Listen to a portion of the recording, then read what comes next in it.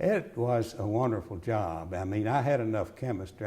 I wasn't a strong chemistry major, but I knew about hydrometers, microscopes, and I was the one that supplied all of the information to the distiller. Seagram didn't use the term Master Distiller. The guy that ran the plant was the distiller, and that would have been Joe Yancey at the time. Another guy out there later was Jack Spangler, an old Frankfurt distiller. But Joe Yancey was the distiller, and I gave him all the information that he needed to know what was going on in the distillery. There was a meal analysis from the roller mills. The fermenters every day I took samples, checked the acidity, pH, and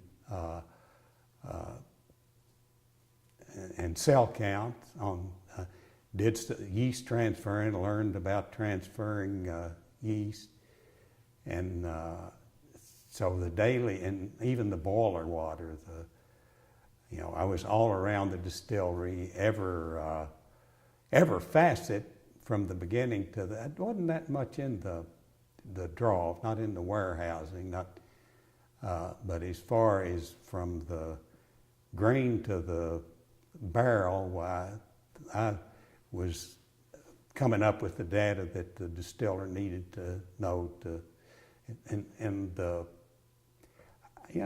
I'm trying to think about the grain. At that time, the grain samples would have been, as far as the organoleptic taste and odor, would have been the Master Distiller, and they usually, Seagram thought, and I agree, that you need more than one person if you're nosing samples.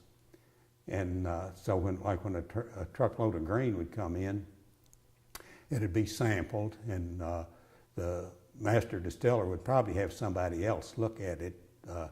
And when I say look at it, I mean organoleptically sniff. And that oftentimes would have been the beer chemist, what is this? So we had to decide that the grain was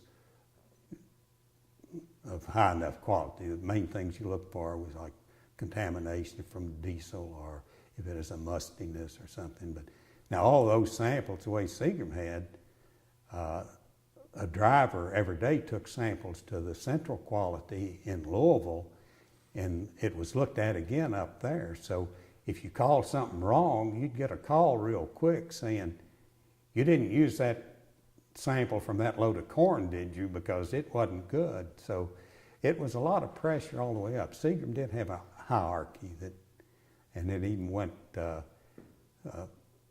all the way to central office in New York if there was any question.